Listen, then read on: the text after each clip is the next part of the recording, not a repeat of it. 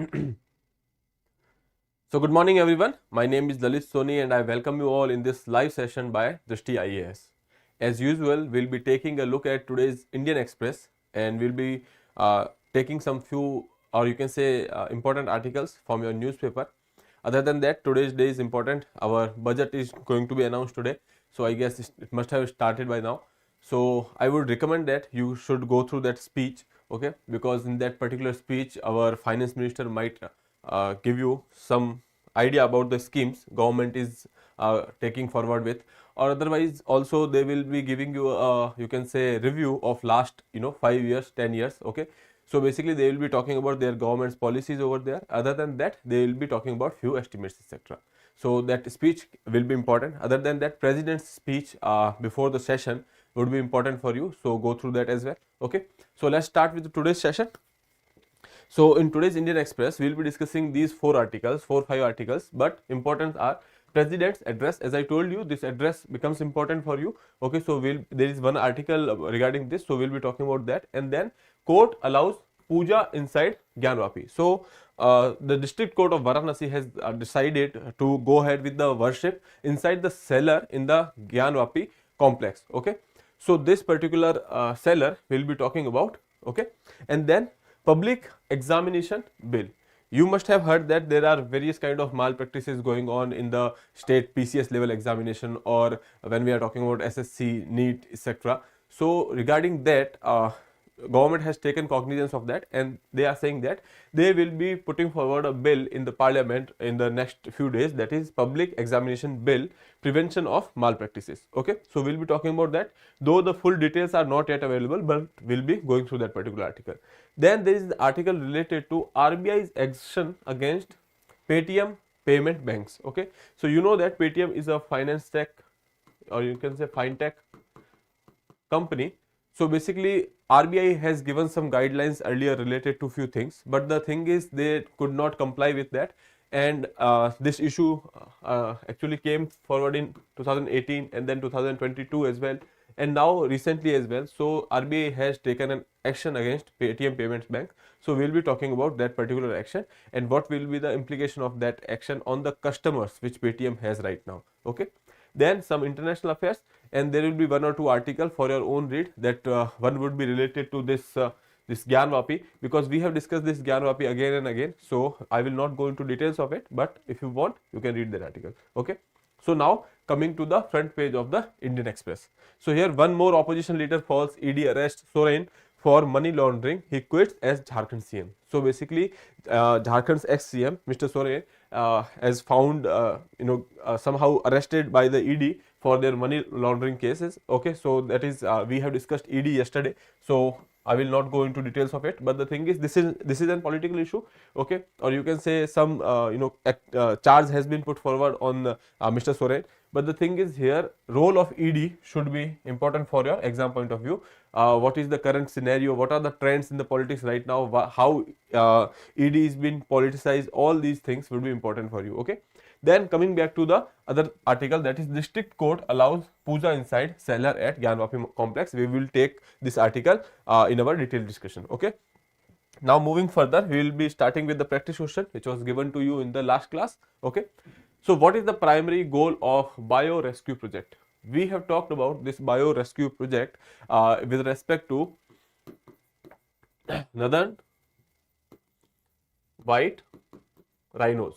Okay, and recently they were in news because through IVF for the first time surrogacy has been done in this species, and we are quite hopeful that it will go successful. Okay, so that is why this article was in news and we have taken this question. So what is the primary goal of bio-rescue project? A. Habitat restoration. B. Reviving the northern white rhinos through IVF. Okay. C is addressing poaching of rhinos. D. Promoting awareness about endangered species. So no doubt they are also talking about rhinos. Okay, and they are talking about rhinos, but the thing is here this drive is for IVF, or you can say increase the population, and not addressing the poaching or any natural habitat related issues. Okay, so option B would be your most appropriate answer in this case. Okay, now moving further, let's start with the first article, that is budget session, as I told you, since there are Lok Sabha elections coming in the next few months, and that is why the government is this time is not going for the full-fledged budget. They are going for an interim budget. Full budget will be passed after the Lok Sabha election. The new government will go forward with that. Okay. On the similar lines, economic survey is also has not been published this time. Okay. Now, Chief Economic Advisor has actually prepared another report, that is Indian Economy a Review. We have made a video on that as well, so you can watch that. That is available in Hindi as well as English in the Drishti IAS channel. So, okay, so the thing is, economic survey is not out, and we have this another report, that is Indian Economy a Review report by Chief Economic Advisor's office. They have prepared it and it is presented by the Finance Ministry. Okay, so this economic survey will also come after the general elections. Okay, whenever the budget will come, one day before we will have the economic survey. So right now when we are talking about this budget, this will be an interim budget.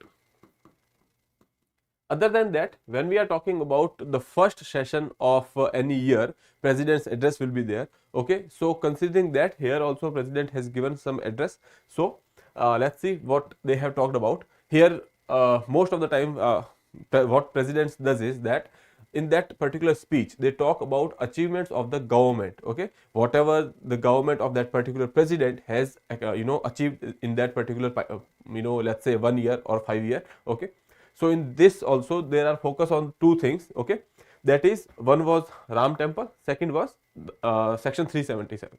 Okay, article 370. Okay, so basically here they have talked about two things, that is Ram Mandir, that was always in the mandate of the BJP, or you can say as a manifesto of BJP. And then when we are talking about abrogation of article 370, these two things has been on the manifesto of BJP and they have done it. So here you can say president has acknowledged their work here. So now listed achievements of the 2 terms of the Narendra Modi led government: Ram temple in Ayodhya, and second thing, construction of Ram temple and abrogation of article 370 was significant in country's effort to overcome past challenges and investing maximum energy for the future. Okay, so even PM has said that from now focus should be from Ram Kaj to Rashtra Kaj. Okay, so all these things has been discussed in this article. So technically, for your exam point of view, this article is not important. What I wanted to tell you is that you should go and watch this president's speech. Okay, second thing is here political speech to praise PM Modi, that is what opposition is saying. That is also not important. What is important for us here is that article 87 of the Constitution of India provides 2 special occasions on which president addresses a joint session. When we are talking about parliament, we know that parliament has 3 components. One is Lok Sabha, second is Rajya Sabha, and third is president. Though president do not attend the sessions of the parliament, but the thing is, every time there are 2 special occasions on which president comes and address the joint sitting of the parliament. Okay, or you can say Lok Sabha and Rajya Sabha. Here in this case, this is mentioned in the article 87, so that becomes important for you. Other than that, there are 2 occasions, that is to address the opening session of a new legislature after a general election. Whenever there are general elections, whenever there is a new Lok Sabha entering into the parliament, at that particular point of time, president will come and address the Lok Sabha. Okay, and to address the first sitting of parliament each year. Okay, that is generally when we are talking about the first sitting of the parliament each year, that is basically in the budget session. So that is 2 special occasions when president comes and address the parliament. Okay, and that is why president is inherent part of parliament since it comes and addresses the parliament. Second thing is, whenever there is a law, or you can say whenever there is an act which is passed by the parliament and it goes to assent of president. Okay, so the thing is, until president gives the assent, that law does not become an act, or the bill does not become an act. Okay, so that is why in the legislature process, okay, president is an important part.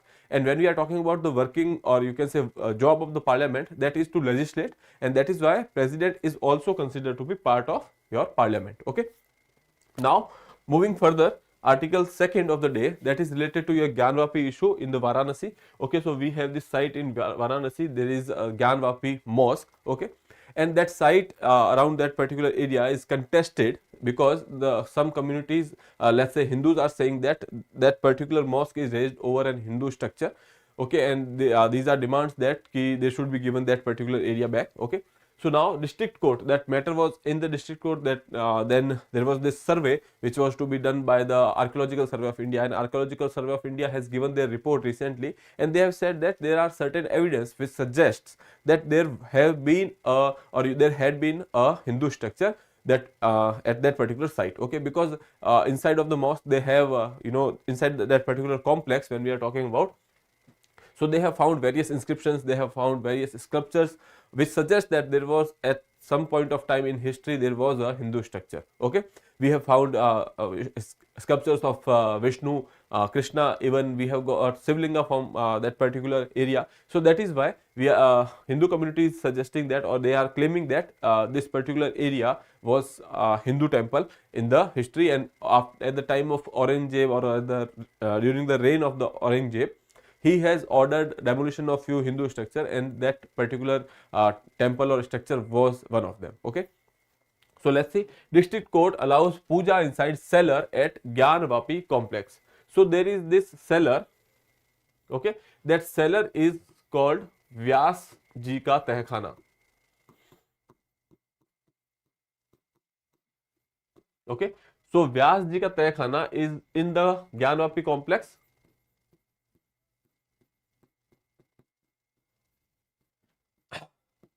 The community, one community or the one party was suggesting that this there was earlier there was these rituals or puja which was allowed in this particular Vyasji ka Tehkhana, but after 1993 that was stopped. Okay, and recently the district court of Varanasi has said that they have allowed the puja back inside this particular complex. Okay, so here you can say there existed a Hindu temple prior to the construction of Gyanvapi mosque. The Varanasi district court on Wednesday directed that a priest will be allowed to perform puja in the southern cellar of the mosque complex. The southern cellar is basically Vyasji ka Tehkhana. Okay, and we have found some idols etc. in the south of you can say that particular cellar. So that is why this judgment has come, and now what happens, that depends, because there are chances that they will go into appeal etc. So that is another thing, but as of now there are two things you can remember, that there is Archaeological Survey of India's report which we have already discussed, which suggests that there was some kind of Hindu structure over there. Okay, other than that, now district court of Varanasi has given a judgment, or you can say order, which says that priest can be appointed which can go inside that particular cellar and perform puja over there or worship over there. Okay, Hindu litigants call the cellar Vyasji ka Tehkhana and say idols were worshipped there before the practice was stopped in 1993.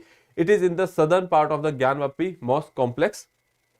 The mosque committee says no idol existed in the cellar and no prayers were ever offered there. So these are two different you can say opinions, or two different claims are there, and right now court is kind of convinced with this particular claim, so they have allowed this puja in the cellar of that Gyanvapi mosque complex. Okay, so that thing, that is Vyasji ka Tehkhana, this term becomes important for you from your art and architecture point of view. And as I told you, there is this article for your own read, Vyasji ka Tehkhana inside Gyanvapi mosque complex where court allowed puja. Okay, so we have discussed the news. If you want to go or dwell deep into this particular thing, you can go, and what is the Vyasji ka Tehkhana etc., they are all given in this particular article. So for your own interest you can go and read this article. Okay, now moving further, Center plans to introduce bill to prevent unfair means in public examination. As I told you, there are certain issues when we are talking about public examination, state PCS, and when we are talking about SSC examination, and other than that, and NEET examination, etc. Time and again there was this issue of paper leaking etc. has resurfaced again and again. So that is why now government has taken the cognizance of the issue, and they are saying that they will be going forward with a bill to manage all these malpractices in the examinations. Okay. So here you can see it proposes a 3 to 5 years of punishment for cases of organized crime. Jail term will be 5 to 10. So in case of normal one or two people involved in that particular crime, the imprisonment will be of 3 to 5 years. But if it is an organized crime, there is a racket behind it, then that particular punishment can be of 5 to 10 years. So let's see. the center plans to introduce the Public Examination Prevention of Unfair Means Bill 2024 during the ongoing session of the parliament. So they are planning that in this budget session only they will be introducing this bill. The bill is aimed at curbing cases related to paper leaks and the organized cheating in the public examinations. So when we are talking about this examination includes UPSC, SSC, railways, banking, CUET, NET and JEE. Okay, and other examinations which are conducted by the National Testing Agency are also part of this particular, they will be under the purview of this particular bill. Okay. The bill, piloted by the Department of Personnel and Training (DOPT) under the Ministry of Personnel, Public Grievances and Pensions. Okay, so this is the ministry or the department behind the bill. Okay, so they will be going for curbing the malpractices which are happening inside in this examination. The bill proposes minimum 3 to 5 years of punishment. However, for the cases of organized crime, the bill proposes punishment of 5 to 10 years. Okay. For organized crimes, the bill also proposes a minimum fine of 1 crore. Okay. So there is this fine as well as the imprisonment. Okay, so 1 crore fine is proposed. For service provider firms in the examination, a fine up to 1 crore and the recovery of the proportion of the cost of examination have been proposed as punishment. So basically there are few firms which are basically providing you service in conducting the examination. If there is a issue, or you can say there is a problem on their behalf, or they have leaked the paper or something like that happened on their behalf, they will also be charged a fee or fine of 1 crore rupees. Other than that, whatever was the cost of conducting that particular examination, that cost will be recovered from that particular firm. Okay, so these are some provisions which are mentioned in this particular bill. Okay, and there is protection of candidates. So the candidates will not be punished under this particular act, because there is always there are already administration related parameters, or you can say this provision related to the punishment of candidates, or whatever disciplinary action that examination authority wants against the candidates is with the examination authority itself. So that will stay with them. Whatever they has to do with the candidate, that will be decided by the examination authority. Let's say when we are talking about UPSC, if there is some candidate who is going for malpractice or the cheating, etc., in that case UPSC will be the authority to decide what is to be done with that particular candidate. And when we are talking about the people outside that examination hall, or let's say the machinery behind it, or anyone who is organizing a racket or this organizing a crime, those people will be governed under this particular bill. Okay, so there are two different things. Protection of the candidates is provided in this bill. So as defined in the bill, a candidate shall not be liable for the action within the purview of the bill, and shall continue to be covered under the extent of administrative provision of the public examination authority concerned. Okay, so as I told you, if there is a person who is found guilty of cheating, etc., in an examination hall, the concerned authority, or let's say if UPSC is going for some kind of examination, then UPSC will be deciding the fate of that particular candidate. Okay, so now here, National Technical Committee on Public Examination, there will be a committee. So this committee will be formed, that is National Technical Committee on the Public Examination. They will take look into the developments related to you can say IT related whatever developments are there. Let's say communication related developments. Whenever there is an exam, you must have heard that the telecom services are suppressed in that particular area, or internet connections are not provided. So all these things will be governed by the National Technical Committee on Public Examination, which shall look into developing protocol for insulating digital platforms. Insulating digital platforms means that they will be curtailing the some of uses of the digital platforms, and devising a way and means for developing foolproof IT security system. Okay, and then comprehensive electronic surveillance of the examination center, and formulating national standards and services level for both. Okay, so ultimately they will be dealing with the technical part of that particular area, wherein it is made sure that through digital platform, social media, or any kind of communication does not happen between anyone who is inside the examination hall and someone helping from the outside. All these things will be taken care of by this National Technical Commission on the Public Examination. Okay, so that is about this article. Now we can move further. Hold on.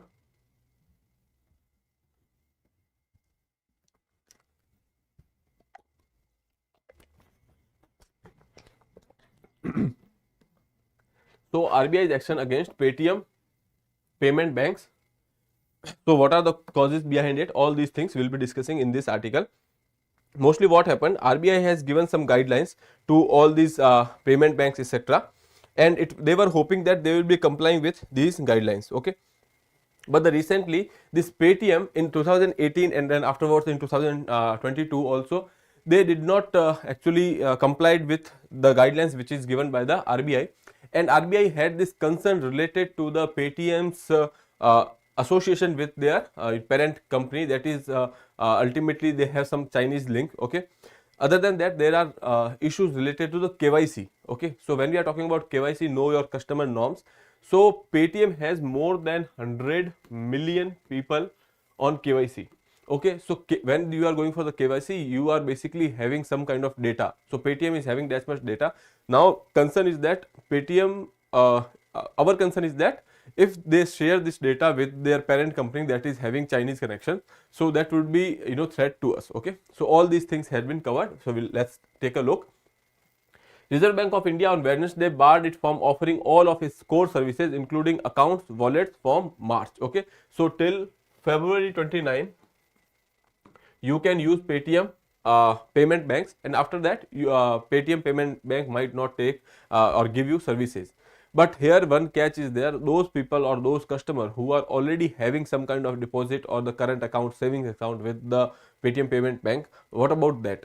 So RBI has said that they can avail the services, they can use that particular balance until that balance is exhausted, they can take services of that thing. Okay, so that is what RBI has said in their current order. Okay, while the action is technically not a cancellation of Paytm's license, it constricts the company's operation to great extent. So basically it is not the cancellation of the license, they are kind of restricting the Paytm from these services. Okay, now moving further, allowed withdrawal or utilization of the balance amounts by the customers. If there is this deposit inside your, if you have deposit inside your bank, or you can say this Paytm banks, you can either withdraw that payment, otherwise you can utilize it until that is exhausted. Okay, so here you can say Paytm payment banks has nearly more than 100 million know your customer verified KYC verified customers. Okay, so ultimately this is the number of data, this is the number of people whose data they have. Second thing is they are largest issuer of the FASTag. FASTag, you know that is related to your tolls on the highways. Okay, so that is you can say using the radio technology, that is from directly or from your account, that particular money, or from the wallet, that particular money or the toll will be charged and you don't have to stop the vehicle. Okay, so that will increase, you can say that will decrease the delay in the when we are talking about commuting from one state to another or one district to another. So that is what FASTags are for. Okay, now moving further, what does the RBI direction say? So RBI direction says that all the services Paytm payment banks are provided related to deposit, etc., all these services would be stopped or restricted.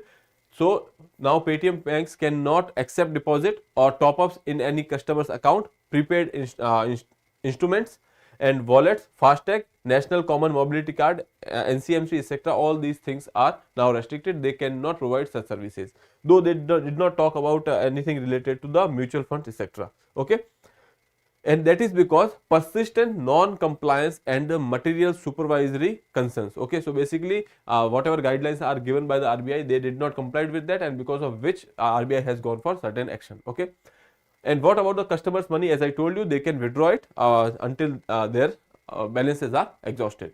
Okay, other than that, as I told you, they have not talked about anything related to mutual funds, etc. So that is might not be covered under this particular order. Okay, so RBI's statement, however, does not mention a number of other services like loans, mutual funds, bill payments, digital gold and credit cards. So that services will be provided as of now. Okay, what likely led to the move by the RBI? As I told you, due to the RBI's concern related to KYC compliance and IT related issues on which Paytm did not comply, and that is why RBI has gone with this particular thing. Okay, so now for your summary, I have written all these things here. RBI or Reserve Bank of India has barred Paytm payment banks from offering core services like from March, that is citing persistent non-compliance and the supervisory reasons or concerns. The action practically restricts the bank's operation, including accepting deposits, prepaid instruments, wallet, FASTag, NCMC, etc. Withdrawal or the utilization of balance by the customers is allowed without restriction up to their available balance in the various payment instruments is exhausted. The RBI's concerns are believed to be related to KYC compliance, IT issues, and potential risk to depositors' money. Okay. Paytm Payment Bank and its parent companies, that is 197 Communication, faced scrutiny for lacking information barriers within the group and data accesses to China based on China-based entities which were in their indirect shareholders. So basically, there is this company, or you can say firm, which is associated with the Chinese firm, that is Alibaba.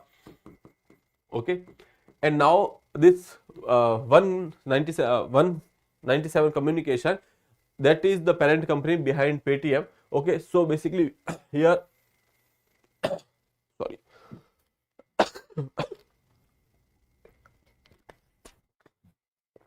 so basically RBI here is saying that since Paytm has a link with 197 Communications, 197 Communication has a link with the China based entity, and now they are in possession of so much of data.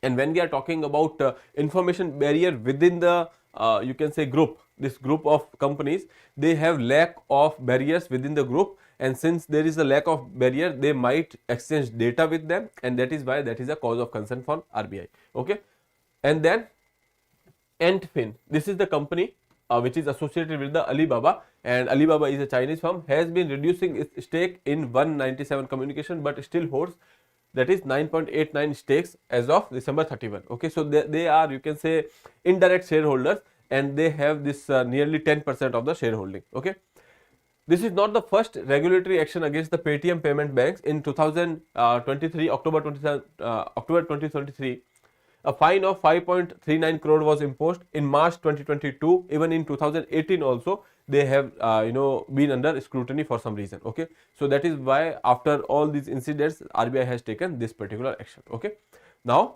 moving further, back from Arctic winter voyage, scientists happy to see sun again. So basically, we have discussed one article in our past lectures that there is this group of scientists which is going to Arctic for their exploration. Okay, and they are now back to India, and they are saying that they have missed the sun, because obviously you know that in the Arctic region, as we said, there is this timeline of day and night is different. They works in a different way. Okay, so this area will be for more than 4 to 5 months they will be without any sunlight. Okay, so that is what the scientist has said, but that is not our concern right now. That is geography, you must have studied. But the thing is, right now there is this center, that is Himadri. Okay, so this center is in Arctic region, and it is you can say present in Ny-Ålesund. This is in Norway. Okay, there is this place called Svalbard, and in that place, Ny-Ålesund is the place where we have this center, that is Himadri. So when we are talking about Himadri, that is in Arctic region. Okay, and these 2-3 names will be important for you. Arctic region, in the Norwegian peninsula, we have this Ny-Ålesund, and then it is present in the Svalbard region. Okay, when we are talking about Svalbard, there is one important aspect to attach to it, that is related to your seed vaults. We have a seed vault at Svalbard. In case of any kind of casualty or any kind of catastrophe, these are some seeds which are stored there, so that we can go for the you can say we can save the genetics or these seeds for the future. Okay, so that is facility is there in Svalbard, that is seed vault is present there. Okay, other than that, Himadri is in your Ny-Ålesund region in Norwegian archipelago, and it is near that Svalbard region. So that thing is factual information which is important for you. Other than that, let's see. India has a permanent research station called Himadri in Ny-Ålesund in the Norwegian archipelago of Svalbard in the Arctic region since 2008. We have started this thing in 2008. Okay, so we have started this exploration in the Arctic because this Arctic region is important for us, because Arctic has so much of deposit of gases, etc. So once any country is going there, if they are starting to explore, India should be a part of their, in that area. India should have some kind of stakes in that area, and that is why India is now taking interest in the Arctic region as well.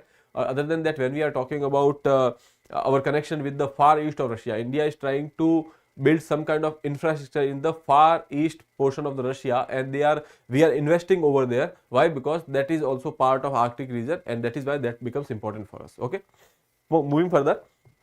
So we have this center since 2008, but it is used to remain uninhabited during the winters because of the extremely hostile weather condition. As I told you, they have to live in a scenario where you cannot see sun for like 5 to 6 months. So that is why there is extreme harsh condition when we are talking about in the winters, when we are talking about. So that station used to remain uninhabitable, but recently we have sent a team of scientists over there. So India has become the fourth country in the world after Germany, Italy and Norway to have a year-round scientific presence in the that Arctic region. So now we are living there for like we have a year-round present over there. Earlier it was not the case, okay, because of the harsh geography or climatic condition present over there.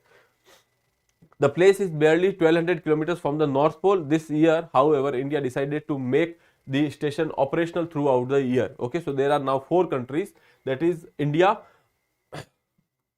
Germany, Italy and Norway, because this is in the Norwegian region. Obviously Norway is one of them, then Germany and Italy are another, and India becomes the 4th one to do that. Now we have year-long presence in the Arctic region as well. Okay, so important name here is Himadri and Ny-Ålesund in the Svalbard region in the Norwegian archipelago. Okay, so here you can see picture. India has a permanent research station called Himadri in Ny-Ålesund in Norwegian archipelago of Svalbard in the Arctic region since 2008. Okay, now moving further. For your international affairs, we have taken this article, though there are not so many developments, but recently, as I told you, there was this attack on US bases in Jordan, and US president has said that they will take some kind of retaliatory action. And in the response to that statement, Iran has said that Iran says will decisively respond as Biden wait for the Jordan strike payback. Okay, however, all these things are where if such things happens that if after the Jordan attack USA is going for some kind of strike and then Iran is reciprocating the same thing, all these things will create chaos in this region. Okay, so when we are talking about this region, however, the concern remains that any additional American strike could further inflame a region already ruined, or you can say in the chaos by the Israel's ongoing war on Hamas in the Gaza Strip and the ongoing attacks by the Yemen's Houthi rebels in the shipping route, that is your Red Sea. Okay, so if now USA and Iran enters into some kind of strike games in this area that will enhance the problem which is already existing in the region. Okay, so that is one concern here. Other than that, EU to launch a Red Sea naval mission. So earlier we have talked about this operation Prosperity Guardian. Okay, so this operation was against Hamas, against Houthis in Red Sea. So Houthis are somehow making some problems. They are attacking on the vessels or shipments in that particular area. So Houthis are rebels from Yemen.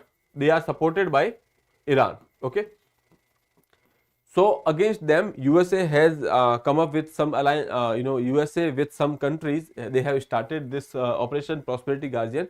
Most of the European countries, they did not join this particular operation. They said that they will not be part of anything, any action against Hamas in that region. Okay, but the thing is now EU is launching their own Red Sea naval mission. They are saying that this mission is for the prevention of such strike, or if there is some strike to somehow maintain peace and safety in that particular area, and this is not to act against Houthis in that particular region. Okay, so that is what EU is about to launch a mission in the Red Sea to prevent the attacks on their shipments. So basically that is for the peace and safety of their shipment in that particular area and not against Houthi rebels. Okay, so that is about international affairs. And now there is this article for your own read. Other than that, we have discussed this political and economic aspects of budget in our budget special episode. Okay, at Drishti IAS English channel, you can find this episode out. Even in Hindi, they also have the same.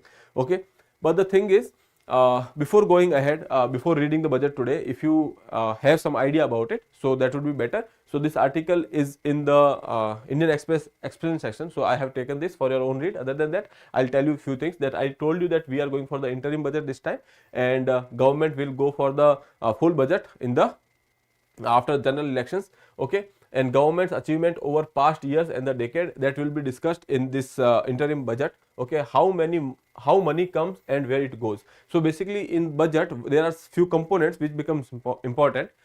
In our you can say budget speech or budget document, our finance ministry will tell you from where they have raised the money and from where or for where it is going, or where money is being spent. Okay, so that is what been mentioned in the budget. So there are few ways through which money comes in, that is taxes, etc. So they will tell you from where each percentage of each rupee comes from and then where it is spent. Okay, so that is one thing. Other than that, nominal increase versus real increase. Okay, so when we are talking about nominal increase, it is basically when we are talking about in the terms of numbers. Okay, so let's say if we say that GDP has increased from X to Y. Okay, so we are considering that particular number or change in the numbers. Okay, we are not taking care of the inflation in that regard, then it is nominal. And when we are taking care of the inflation as well, okay, so let's see there is an increment in the income by 7%. Okay, and then if we see that the inflation is also increased by the 7%, so you will see that there is no net change in, because the kind of money you will be receiving and the expenditure because of the change in the inflation is the same. Okay, so ultimately there is no real change in the income. So earlier with 100 rupees you used to buy, let's say, 2 apples. Okay, even though after increase of 7%, now you have this 107 income, but you are not able to buy more than 2 apples. So ultimately, even though there is increase in the income, inflation is also increasing. So the same the net effect is that there is no change in the income, or you can say there is no extra saving for you. Okay, so that is basically talking about real. So whenever there is this correction of inflation is applied to the numbers of nominal through the nominal numbers, we will get the real numbers. Okay, so that is also been discussed in that budget thing. And then fiscal deficit and the revenue deficit. Okay, so fiscal deficit is basically an amount government is going for the borrowing, or you can say that that is the amount government would require in addition for their own revenues, so that they can run the machinery in a better way. Okay, so the thing is, if a government's expenditure is let's say 1000, okay, and government is raising money that is 900 units, so now government has to account for this 100 units. Okay, so that 100 units will be your fiscal deficit, and ultimately that would be your borrowings. From actually you need to get this money from somewhere so that you can run the business. So that is why you will be going for the borrowings, and that fiscal deficit basically is the amount of borrowing government is going for. Okay, so we have this you can say FRBM Act, that is Fiscal Responsibility and the Budget Management Act. Okay, which sets certain limit. Okay, that is 3% of the GDP, etc. So these are the limits. Okay, though we have surpassed all those limits, and now we are trying to reduce our fiscal deficit. Okay, earlier this bill used to talk about fiscal deficit as well as the revenue deficit. Revenue deficit is you can say the revenue expenditure, whatever revenue you are getting in that particular year, and then the expenditure of that particular short term year, that should be same. There should not be any deficiency in that, because when we are talking about revenue expenditure, that is basically the expenditure which government is doing on their day to day basis. Okay, and having a revenue deficit means that government is not able to earn the amount of money even to serve for their daily to daily expenditure. So that is why revenue deficit should be 0. But after some amendments, we have seen that this clause of revenue deficit has been dropped. Now we only have fiscal deficit. Okay, So that is a dent when we are talking about fiscal prudence, because even if you are going for the borrowing and spending on the revenue expenditure, or you can say day-to-day expenditures of the government, that is not a good thing to do. Okay, so these two things here we have talked about, fiscal deficit and the revenue deficit, and then budget estimates versus revised estimates. So when we are talking about budget estimates, that is the estimates before let's say in today's interim budget, we'll be talking about some estimates for the coming year. Okay, and then after the end of the year we will be going with the another estimates that has happened during the year. Now these revised estimates are basically, you can say, near amount which already has been spent, and this budget estimates are the estimates which ultimately government has thought that they will spend. Okay, so if they are on the similar lines, then you can say that government is doing better. If the revised expenditure is more, that means that there is some kind of efficiency in the efficiency, there is there is a gap in the efficiency how government has performed. Okay, so these are about budget estimates and the revised estimates. All these things will be discussed in the budget. Okay, here some trends are given which can be important for you when we are talking about fiscal deficit. So this is the year 2019 20. So here you have seen that we have seen the corona, and after that this fiscal deficit has increased to 9%. Okay, and now after that in we are getting it decreased from 6.7%, and now recently it is somewhere near 5.8%, and we are hoping that it will be by 2025. Our target is 4.5%.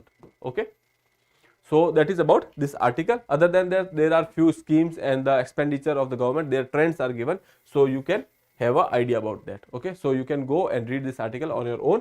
Now moving to the practice question for your day, that is, which of the following country does not have a year round scientific presence in the Arctic region? So they are saying that which of the country does not have a year round presence. Okay, so options are India, Germany, Italy and USA. So you have to attempt this question and mark the correct answer and reply it in the comment box. With that, I would like to take your leave. I hope this session was fruitful to you. Okay, so I will see you in the next episode. Till then, have a good day. Thank you.